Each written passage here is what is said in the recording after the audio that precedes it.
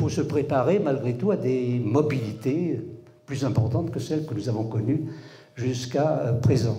Aniçet-le-Port s'assiégeait 14 ans à la Cour nationale du droit d'asile. L'ancien ministre communiste vient ici partager cette expérience.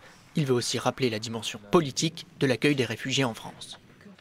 Je suis persuadé, moi, que le XXIe siècle sera un siècle où les gens bougeront beaucoup et où on se posera sans arrêt ces questions. Or, en France, nous avons une grande tradition de terre d'asile.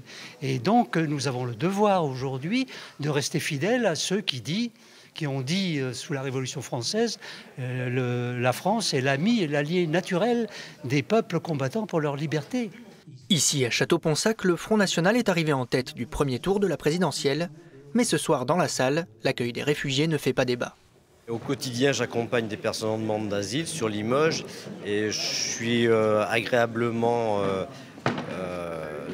content de cette soirée parce que c'est une vision positive des personnes migrantes dans un contexte de société où on entend des choses plutôt négatives à leur égard. Un discours humain, aujourd'hui, ça va faire figure de quelque chose d'exceptionnel. Et c'est ça qui me fait peur. Il y a toujours eu des gens qui se sont déplacés comme ça. Depuis des siècles et des siècles, ça existe. Et la moindre des choses, c'est d'accueillir les gens. Ce sont des êtres humains comme tout le monde. Dans le monde, le nombre de déplacés équivaut à la population française. L'an dernier, plus de 100 000 personnes ont demandé l'asile en France.